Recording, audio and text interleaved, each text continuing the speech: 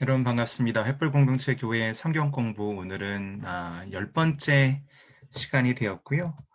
지난주에 이어서 계속해서 창세기를 듣고 공부합니다. 우리가 공부하고 있는 내용은 창세기 1장부터 11장, 즉 창세기의 전반 부분이 되겠고요. 그 중에서 우리가 창조를 공부했고요. 타락을 지난주에 공부했습니다. 그래서 오늘은 노아의 홍수와 바벨탑 쪽이 아니고요. 그 이전에 바로 아담과 하와의 자녀, 가인과 아벨의 이야기를 오늘 해보려고 합니다. 계속 기억하실 것은 창세기 1장부터 11장은 네 가지 사건, 커다란 사건을 중심으로 해서 말씀이 구성되어 있고요. 그 중에 우리는 첫 번째, 두 번째를 했습니다. 다음 주에는 우리가 노아의 홍수 이야기를 할 예정이고요. 네, 방주, 홍수 이야기를 할 예정입니다. 그리고 그 이후에 이제 바벨탑 이야기를 같이 이어서 할 예정입니다. 기억하시면 될 것 같고요.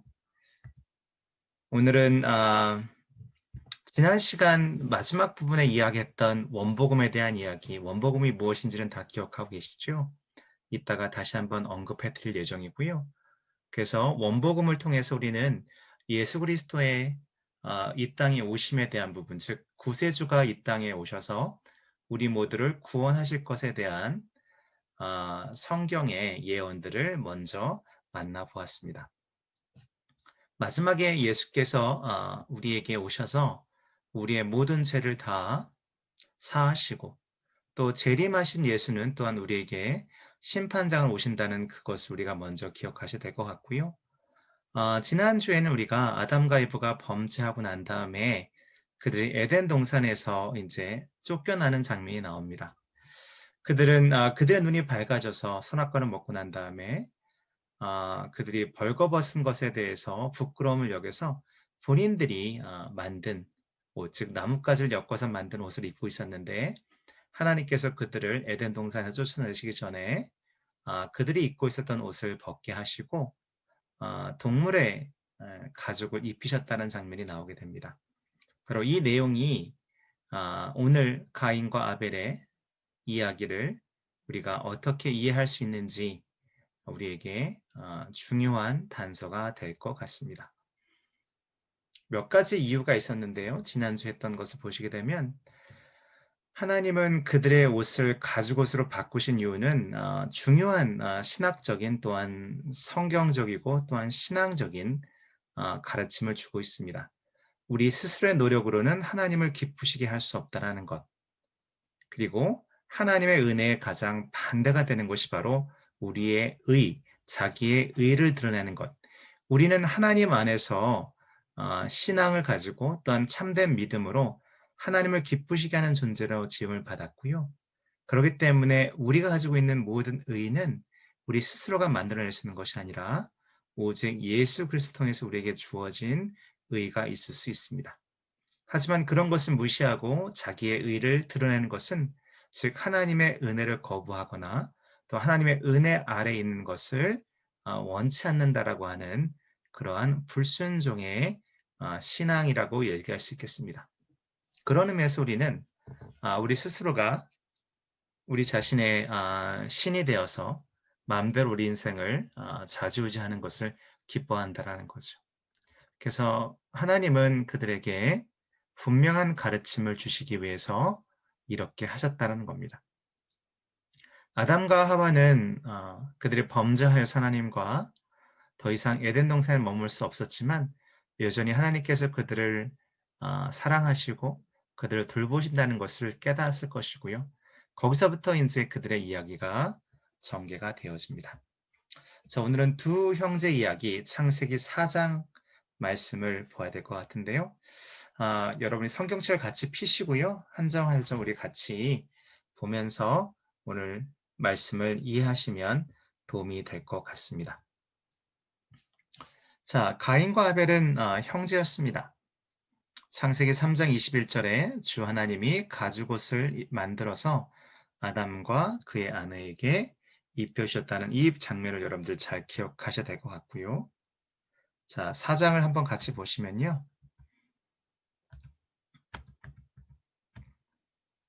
가인과 아벨이 등장하게 됩니다. 4장 1절에 아담이 그 아내 하와와 동침하매 하와가 잉태하여 가인을 낳고 이르되 내가 여호와로 말미암아 등남하였다 하니라. 그가 또 가인의 아우 아벨을 낳았는데 아벨은 양치는 자였고 가인은 농사하는 자였더라. 자, 여러분 화면의 왼쪽에 보이는 이 인물이 바로 아벨 같고요. 그다음에 오른쪽이 네, 내려다보고 있는 저 사람이 바로 가인처럼 보이십니다. 자, 3절과 4절 말씀 볼까요? 세월이 지난 후에 가인은 땅의 소산으로 제물을 삼아 여호와께 드렸고 아벨은 자기도 양의 첫 새끼와 그 기름으로 드렸더니 여호와께서 아벨과 그 제물은 연락하셨으나 5절입니다. 가인과 그 제물은 연락하지 아니하신지라 가인이 심히 분하여 안색이 변하니 여기까지 한번 보시겠습니다. 우선 우리가 오늘 본 말씀을 이해하기 위해서 생각할 내용들이 몇 가지 있는데요. 첫 번째는 죄가 얼마나 심각한 것인가라는 겁니다. 불순종은 또 얼마나 심각한 결과를 우리에게 가져올 수 있는가 먼저 기억하셔야 될 것 같습니다.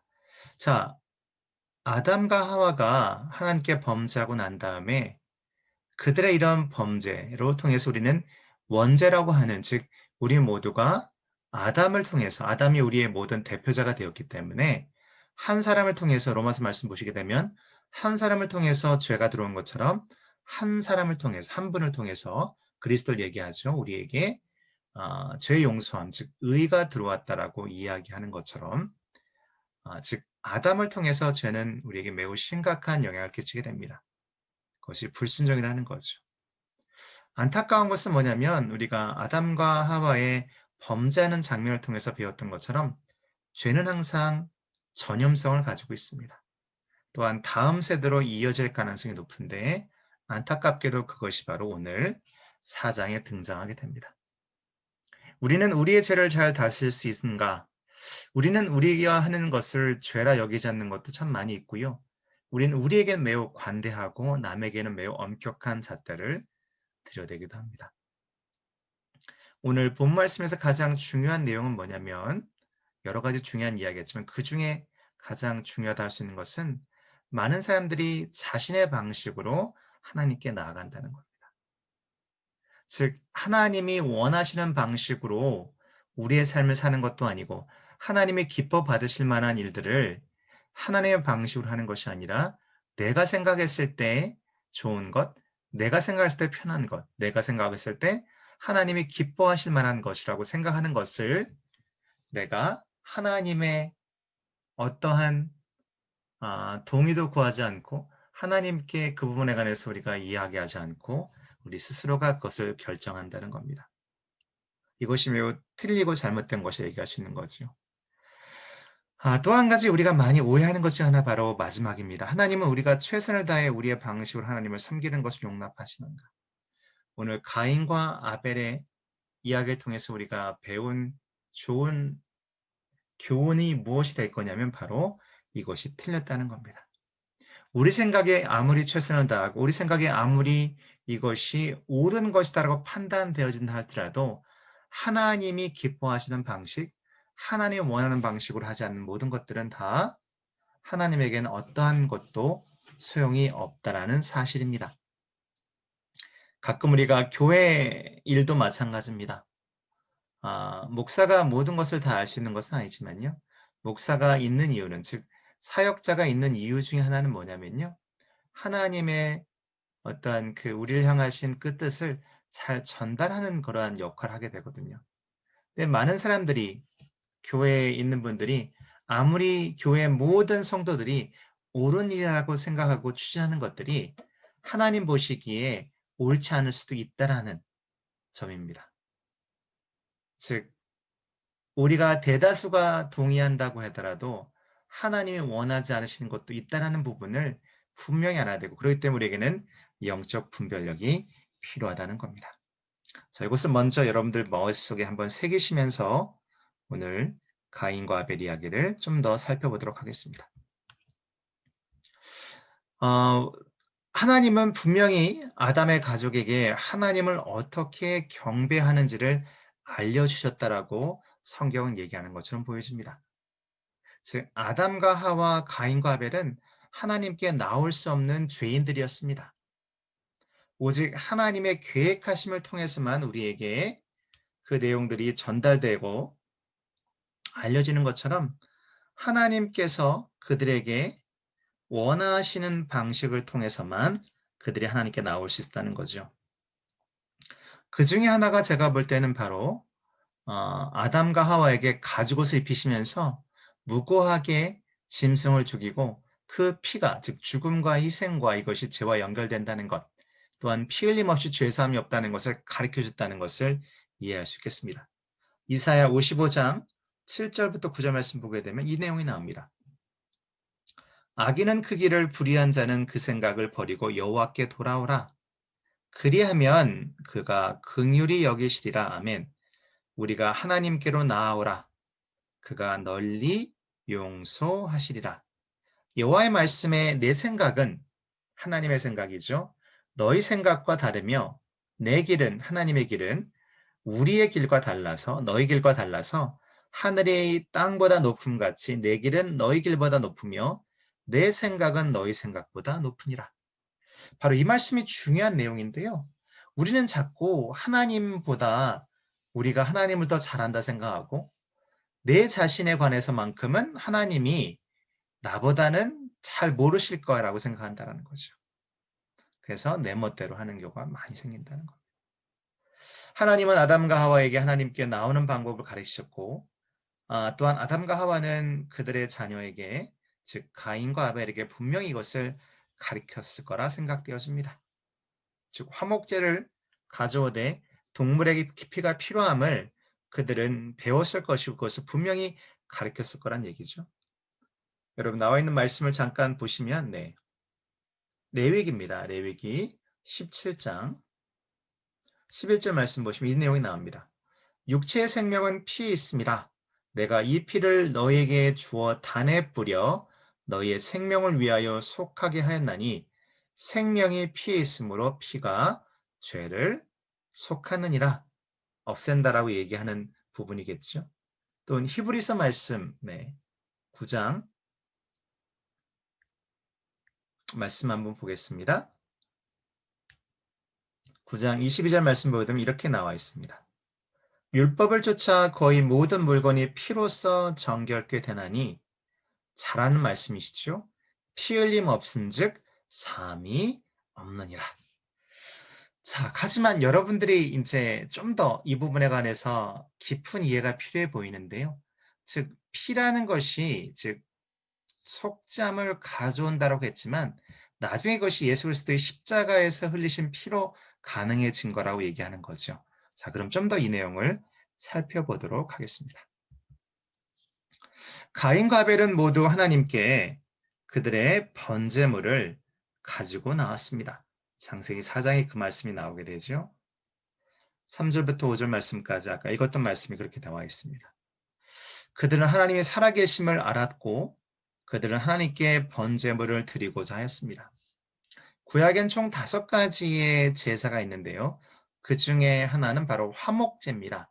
즉 하나님과 우리 사이에 평화를 누리게 위한 부분도 있고요. 또한 속죄제라고 해서 우리로 하여금 우리의 죄를 하나님께 고백하고 우리가 죽을 수 없으므로 동물의 피를 뿌려서 나 대신 동물이 희생함으로 하나님께 속죄를 구하는 것이 나오게 되는 거죠. 마찬가지로 그들은 그렇게 하나님께 나와서 그들의 제물을 드렸습니다. 야고보서 2장 19절 말씀 보게 되면 그 내용을 잠깐 보시면요. 내가 하나님은 한 분이신 줄 믿느냐? 잘하는도다. 귀신도 믿고 떠느니라. 약간 생뚱맞은데 어떤 의미일까요? 뭐냐면요. 우선은 가인과 아벨이 왜 차이가 나는지에 대한 이야기를 먼저 여러분에게 약간 깔아놓는 거라 보시면 되겠습니다. 즉, 우리는 하나님이 살아계심을 알지만 하나님이 마치 내 앞에 계셔서 나의 모든 생활을 감찰하신 분으로 여기지 않고 하나님은 그저 멀리 계신 분으로만 여기는 그러한 피상적인 신앙과 매일매일 하나님이 살아계심을 고백하고 그분의 뜻에 쫓아서 그분을 기쁘시게 하는 삶의 방식을 택하는 믿음의 사람에게는 분명히 차이가 있다라는 것을 이야기할 수 있겠습니다. 아벨의 제사는 하나님께서 기뻐 받으셨습니다. 왜 하나님은 아벨의 제사는 받으시고 가인의 제사는 받지 않으셨을까요? 거기에 정답은 바로 히브리서 11장 4절 말씀에 있습니다. 또한 히브리 10장 4절 말씀도 중요한데 먼저 히브리 11장 4절 말씀 보시면 믿음으로 아벨은 가인보다 더 나은 제사를 하나님께 드림으로 의롭은 자란 증거를 얻었으니 하나님이 그 예물에 대하여 증언하심이라. 그가 죽었으니 그의 믿음으로써 오히려 말하느니라. 자, 여러분들은 이 말씀이 어떻게 느껴지시나요? 우리가 정말 죽음으로 그 믿음으로써 말한다는 것이 매우 중요해 보이는데요. 그렇기 때문에 믿음으로 아벨은 가인보다 더 나은 제사를 하나님께 드렸다 얘기합니다. 그리고 의로운 자라 증거를 받았다는 얘기하는 거죠. 하나님 그 예물에 대하여 증언하셨던 얘기가 뭐냐면 그가 드린 그 제물이 매우 하나님에게 합당한 것으로 여겨졌다는 거죠. 히브리서 10장 4절 말씀 보시면 그 내용이 나오는데요. 이는 황소와 염소의 피가 능히 죄를 없이 하지 못함이라. 어떤 의미인가요? 앞뒤가 좀 안 맞는데요. 아까 읽은 말씀하고 좀 다른데요. 하고 쓰겠지만 자세히 보시면 정말 피가 아무 피만 뿌려도 다 죄사함 받냐 그게 아니라는 거죠. 즉 하나님께서 원하시고 기뻐하시는 방식으로 정말 자신의 죄를 하나님께 이 번제물을 통해서 하나님 제가 죽음을 경험합니다. 앞으로는 더욱더 하나님을 섬기며 살아가겠습니다라고 하는 정말 신실한 신앙 고백이 함께 있는 그 제사를 받으시는 거지. 또한 다시 말하면 하나님 원하시는 방식으로 하는 또한 내 생각을 넣지 않는 것을 원하시는 거지. 정말 동물의 피로서 우리가 아무 피나 뿌려서 죄사함을 받는 것은 아니다라는 겁니다. 자, 가인은 어떻게 하나님이 그의 제사를 받지 않으셨을까요? 창세기 4장 5절 말씀 보게 되면 그 내용이 나오게 되는데요. 여러분 어떻게 생각하시나요? 이유는 무엇이었을까요? 정말 가인이 더 아벨보다 죄인이어서 그랬을까요? 아닙니다. 답은 히브리서 11장 4절부터 6절에 있는데요. 특히 6절 말씀이 있습니다. 믿음이 없이는 하나님을 기쁘시게 하지 못하나니 하나님께 나아가는 자는 반드시 그가 계신 것과 또한 그가 자신을 찾는 이들에 이르게 상 주신 이줄 믿어야 할 진이다라고 되어 있습니다. 가인은 그의 제사가 하나님께 연락받지 못했던 이유는 그가 하나님을 믿음으로 즉 믿음의 대상으로 여기고 그 믿음을 가지고 하나님께 나온 것이 아니었다는 겁니다. 그 이유를 좀 더 살펴보면 이렇습니다. 가인의 제사가 거절당했던 이유는 뭐냐면요. 우선 가인은 자신이 죄인이라는 것을 인정하지 않았습니다. 그렇기 때문에 이것은 그냥 자신이 원하는 것을 하나님께 드린다라는 즉 하나님께 선심 쓰는 어떤 그런 느낌이었다는 얘기죠. 여러분들이 교회에 나오셔서 또한 여러 가지 다른 방식으로 우리가 헌금을 할 때도 마찬가지입니다. 그냥 내 것을 하나님께 그냥 적산한다는 생각으로 드린다고 한다면 이것은 매우 큰 착각이라는 거죠. 즉 우리가 드리는 시간, 열정 또한 우리가 드리는 물질 모든 것이 다 하나님의 것을 인정하고 하나님을 기뻐하시는 즉 하나님께 마땅히 드려야 되는 것도 마찬가지지만 또한 하나님이 기뻐 받으실 수 있도록 정말 정성스럽게 우리의 시간도 드리고 우리의 달란트도 드리고 우리의 물질도 드려야 한다는 겁니다. 즉 우리 스스로의 방식으로 하나님께 나아가면 안 된다는 거죠. 가인은 아까 읽었던 말씀처럼 아벨처럼 믿음으로 제사를 드리지 않았습니다. 아담과 이브가 입었던 옷을 거절하신 하나님을 기억하시다. 어떤 의미였나요? 처음에 말씀드렸죠. 하나님은 자기의 의를 가지고 있는 즉 그들 스스로가 무엇을 해서 하나님께 나아오는 방식이 아니라 하나님께서 그들에게 지시하시고 계획하신 가운데 그들이 나올 수 있는 길을 보여주시고 그 길로 나오는 것을 기뻐하신다는 거죠. 그것이 가인이 아벨에게 와 차이가 나는 것이고요. 아벨이 그런 의미에서 네, 하나님의 어, 축복을 받은 자가 되었다는 겁니다. 성경 보게 되면 항상 첫째가 문제예요. 네, 저는 첫째가 아닙니다. 네. 분노에 찬 가인과 대화하신 하나님이 바로 6절부터 7절 말씀까지 나오게 됩니다. 가인과 대화를 하시죠. 하나님은 가인이 하나님께 바른 방식으로 다시 오기를 바라셨습니다. 자, 말씀 보시면 잠언 1장 23절 말씀, 아까 읽었던 말씀도 비슷한데요. 나의 책망을 듣고 돌이키라. 보라, 내가 나의 신을, 즉 성령이죠, 너희에게 부어주며 나의 말을 너희에게 보이라, 이렇게 말씀하셨습니다. 근데 6절 7절 말씀 보니까 이렇게 되어 있습니다. 여호와께서 가인에게 이르시되 내가 분하여 함이 어찌미뇨 안색이 변함이 어찌미뇨. 내가 선을 행하면, 즉 가인에게, 가인아 네가 선을 행하면 어찌 낯을 들지 못하겠느냐. 선을 행치 아니하면 죄가 문에 엎드리니라. 죄의 소원은 내게 있으나 너는 죄를 다스릴지니라.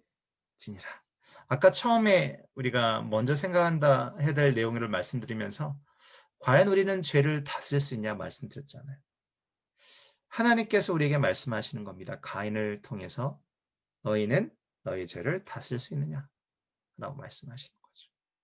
즉, 죄를 짓지 않기 위해서 너는 부단히 노력하고 있느냐? 너는 온몸을 다 던져 죄에 저항하고 있냐? 라고 물어보시는 겁니다. 7절 말씀, 죄가 문에 엎드리니라는 것은 뭐냐면요.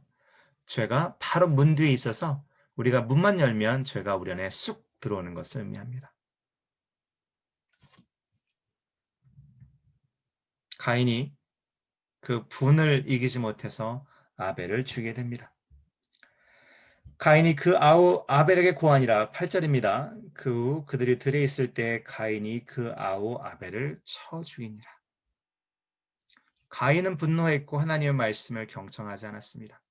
하나님 분명히 죄를 다스리라. 네가 왜 낯이 그렇게 화가 찬 얼굴로 나와 있느니? 너는 거기서 벗어나 했는데 그렇지 않았습니다. 그렇다면 누가 지금 가인을 인도하고 있나요? 지금 어떠한 생각이 가인을 지금 지배하고 있나요? 요한일서 3장 12절 말씀에 그 내용이 나옵니다. 3장 12절 같이 보겠습니다. 가인같이 하지 말라. 저는 악한 자에게 속하여 라고 되어 있습니다. 그 아우를 죽였으니 어찐 연고로 죽였느냐. 자기의 행위는 악하고 그 아우의 행위는 의로움이라. 즉 자기의 행위는 악하고요. 아우의 행위는 의로우기 때문에 그것을 이제 악한 자에게 속았다는 얘기는 사탄이라고 얘기할 수 있겠는데요. 우리가 그렇게 유혹해서 미혹시켜서 우리를 하여금 죄를 짓게 하고 것을 정당하게 생각하게끔 만들어 간다는 얘기입니다. 요한복음 8장 말씀 잠깐 볼까요? 44절에 뭐라 되어 있나요? 너희는 너희 아비 마귀에서 났으니 너희 아비의 욕심을 너희도 행하고자 하느니라. 저는 처음부터 살인한 자요. 진리가 그 속에 없으므로 진리에 서지 못하고 거짓을 말할 때마다 제 것으로 말하나니 이는 저가 거짓말장이요 거짓의 아비가 되었습니다. 즉 우리가 누구에게 속하느냐가 굉장히 중요하다는 거죠. 분명히 요한복음 1장에서는 우리로 뭐라 말씀하셨냐면 즉 우리는 하늘로부터 태어나는 자, 혈육이 아닌, 만약에 그 반대가 된다면 요한복음 8장에 있는 말씀에 우리는 거짓말장이로 또한 거짓의 아비가 될 수 있는 그런 가능성이 있다는 얘기죠. 그 거짓말이 어떻게 나오나요? 하나님께서 가인에게 물어보시죠. 9절 말씀에 나옵니다. 뭐라고 나오나요? 가인에게 이르시되 내 아우 아벨은 어디 있느냐? 그랬더니 뭐라고 하나요? 그가 대답하되 내가 알지 못하나이다. 내가 내 아우를 지키는 자이니까. 오히려 하나님에게 따지듯이 얘기합니다. 아까 뭐라고요? 거짓말장이, 거짓에 속한 자, 거짓의 아비가 된다고 얘기하죠. 자기가 죽여서 들에 버려놓고서는 지금 하나님 물어보시는데 거짓말로 대답을 합니다. 이렇게 죄가 무서운 거죠.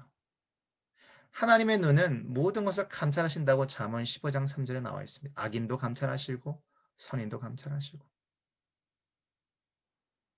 창세기 4장 10절부터 15절 말씀까지는 그 내용이 나오게 됩니다. 죄와 죄인을 싫어하시는 하나님에 대한 내용이 나오게 되고요. 그래서 가인에게 내리는 벌을 이야기합니다. 죄의 형벌은 무엇인가요? 로마서 6장 24절 보니까 바로 죄의 삭은 사망이라고 되어 있고요. 그 반대는 그리스도 안의 영생이라고 우리에게 얘기해 주고 있습니다. 4장 16절 말씀 잠깐 볼까요? 가인이 여호와의 앞을 떠나 나가 에덴 동편 노 땅에 거하였다니 라고 되어 있습니다. 본인이 정말 죄를 회개한다고 하면 하나님을 떠날 이유가 없다라는 거죠. 하나님을 떠났다라고 되어 있습니다. 끝까지 자기의 죄를 회개하지 않고 오히려 가인은 이게 너무 벌이 중에서 견딜 수 없다라고 13절에 하나님께 호소합니다. 하지만 우리 14절과 15절 말씀, 특히 15절 말씀 보게 되면 가인에게 표를 주시는 하나님이 나옵니다. 그를 또한 보호하십니다. 참 우리 하나님 너무 바보시죠? 네. 너무 사랑하시는 것 같습니다. 17절부터 24절 말씀까지는 가인의 자손들에 대한 이야기 나옵니다. 즉 어떤 자는 수금과 퉁수로 잡는 자가 되고 어떤 자는 육축을 치는 자가 되고 어떤 자는 날카로운 기계를 만드는 자가 되고 2탄절 보게 되면 또 살인에 대한 이야기가 나오게 되거든요. 어떻게 보이시나요?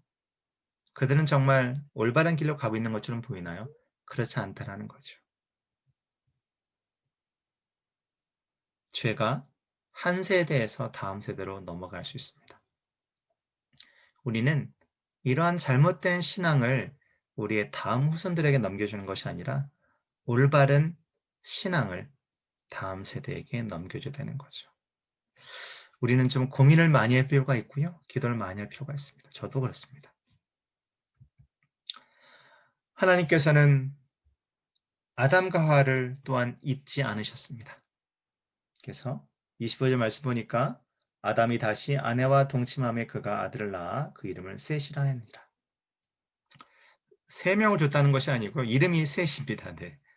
그래서 아담과 하와의 범죄 후에 하나님이 하신 원복음을 기억하면 아벨의 후손에서 사실은 구세주가 나와야 되는데 이제 셋의 후손으로 옮겨져 가게 됐고 결국은 하나님께서 그 일을 이루신다라고 볼 수 있습니다. 결론이 이렇습니다. 하나님은 여전히 죄인들을 돌보시고요. 또한 여러분과 저도 돌보십니다. 어느 누구도 하나님을 막을 수가 없습니다. 그분의 사랑을 막을 수도 없고 그분의 계획을 막을 수도 없습니다. 아벨은 하나님을 믿었고 죽음을 당했지만 오히려 죽음을 통해서 믿음으로 그는 의로운 자가 되었고요. 하나님이 여전히 우리에게 구원자이신 예수를 보내주셨습니다. 자, 결론의 말씀 이어서 이제 여러분 마지막 기억할 내용들만 간단하게 설명하고 오늘 마치도록 하겠습니다. 가인에게 여호와께서 물으시죠. 하나님께서 내 아우 아벨은 어디 있느냐? 내가 알지 못하나이다. 내가 내 아우를 지키는 자이니까. 아까 우리가 이 대목을 해석하는 정면을 이제 우리가 같이 공부했는데요. 거기서 한 가지 우리가 좀 더 발전해 보자고요. 이 말의 이면에는 어떤 부분이 숨겨져 있냐면 결국은 여러분과 저는 누구입니까? 우리의 형제를 지키는, 우리의 자매를 지키는 자가 되는 거죠. 그들이 어디 있는지, 그들이 지금 어떠한 상황이 있는지 지킬 수 있는, 우리 형제를 지키는 그러한 신앙이 되어야 될 줄로 믿습니다. 아멘.